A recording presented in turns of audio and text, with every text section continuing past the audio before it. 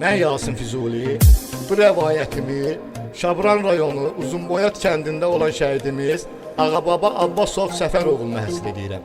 Allah cəmi şəhidlərimizə rəhmət eləsin. Salamlar olsun sizə, salamla gəldim sözə, qulaq asın cəmaət, yazmışam bir rəvayət. Şəhidimiz haqqındadır, igidimiz haqqındadır. Ağababa Səfəroğlu olub vətənlə bağlı, o Şabran rayonunda, kəndi Uzunboyatda 2002-ci ildə Mart ayın 14-də göz açıb bu dövrana, sevinib atayla ana. Deyim uşaqlığından, onun qoçaqlığından, qanacağın mərfəti ilə, tanınıb hörməti ilə, keçir xeyli zamanla, ötür bir neçə anlar.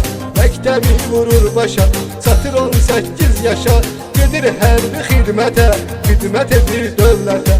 2020-ci ildə, sentyabrın 7-sində, Ağababa hərbidə olanda, həmin vaxt, həmin anda, rəşadətli ordumuz, cəsarətli ordumuz, əkiz hücuma keçdi, düşmənin qanın içdi.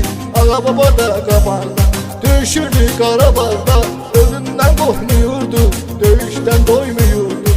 Qan utdurdu düşmənə, canım da qurban sənə. 29 sentyabr, güclü ordumuz hazır, Füzuli döyüşündə, həmin döyüş günündə Ağababa olur şəhid, o qəhrəman mərdidir.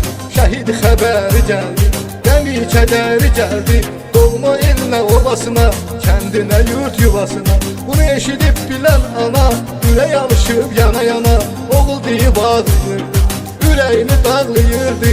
Can sənə qurban bala, igid qəhrəman bala, mən yolumu gözləyirdim, oğlum gələr deyirdim, özünə toy eyləyərdi, anasını sevindirərdi.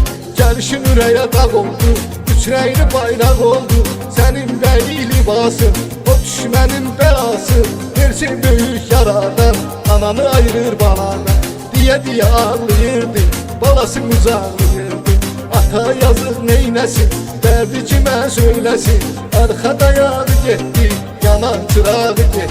Onun bacı qardaşı, leysan olub göz yaşı, cavan qardaşı getdi, ürək sirdaşı getdi. Ora gələn camaat ağlayırdı bütün kənd, çəkə-çəkə qəm-kədər, şəhidimizi götürdülər, aparıb dəfin etdilər. Məkanın cənnət şəhidimiz, ruhuna rəhmət şəhidimiz. Ağababa kimi oğlanlara, igid qəhrəmanları, heç vaxt unutmaq olmaz, yaddan çıxartmaq olmaz. Ağababa kimi oğlanlara, igid qəhrəmanları, heç vaxt unutmaq olmaz.